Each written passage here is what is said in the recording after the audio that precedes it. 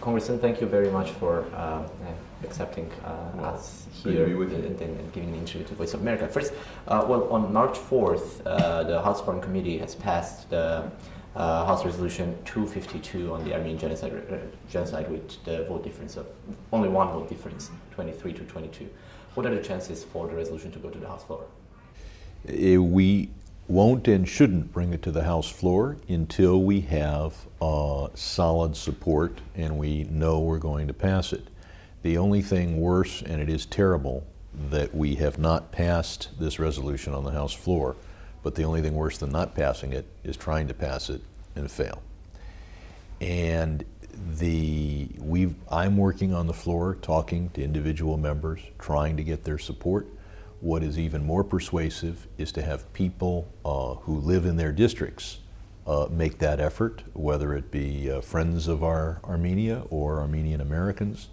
But when I talk to my colleagues, they love me very much, but they know one thing: I don't live in their district. Whereas those who do live in their district can lobby them more effectively. The vote that took place at the same committee in 2007 passed, the resolution passed, but with a 6-vote difference. Mm-hmm. Do you consider this a regression in a way? It's a relatively small difference, but if anything, it's a regression followed by a rebound. The Turkish lobby was effective in 2007 in creating a belief among some of us that we didn't know whether the resolution would pass on the floor or not. All the ascendancy. We went from a circumstance where we had 235 co-sponsors, which means it's clearly going to pass, to a situation where people were coming up to them on the floor and saying, please don't bring up the resolution, which is a way of telling you that you cannot count on their vote. And I think that it may have been in 2007 that the Turkish lobby reached a crescendo, a high point. And I think, if anything, things are beginning to swing back in the other direction. The ugly threat that the Turkish government would put American lives at risk in Iraq as a way to hold America hostage, that has less credibility now because Iraq is a safer place than it was in 2007. Question about the executive. Secretary Clinton announced openly during her visit to Latin America that the Obama administration is going to do everything in order not to allow this resolution to go to the House floor. Do you have pressures from the executive?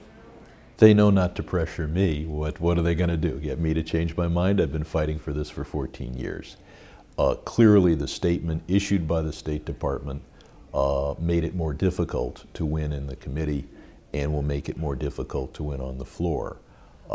I would say this administration is less adamant than the last administration, and it was good to see them stay neutral, and it is a signal that they stayed neutral for so long. Those who are truly adamant against the resolution were against it last year. So, but it's clear that they are taking a position against the resolution, and that's harmful to our effort. The congressmen and congresswomen at the committee who voted against were bringing a main argument as that there is a process between Armenia and Turkey right now, and the reason they were voting against the resolution was in order not to jeopardize that process. Do you see this resolution jeopardizing a positive process? Absolutely not.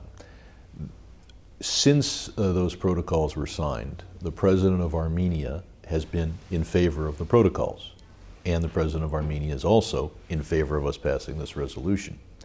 The government of Turkey, immediately or soon after those protocols were signed, in effect came out against the protocols after signing them. They declared that they wouldn't go forward until there was a total resolution of the Nagorno-Karabakh issue. Well, that is in effect signing protocols and shredding protocols. So if you like the protocols, the side that signed them and stood by them says the best way to effectuate them is to pass the resolution. And the side that signed them and then renounce them is the side that's saying don't pass the resolution. The fact is that the protocols are not a reason to ignore history, and they're especially not terribly promising until Ankara honors its own commitment, instead of saying, well, we made this commitment, but not until, oh, now we're adding something else. And so the passage of this resolution would show the Turkish government that they have to be serious.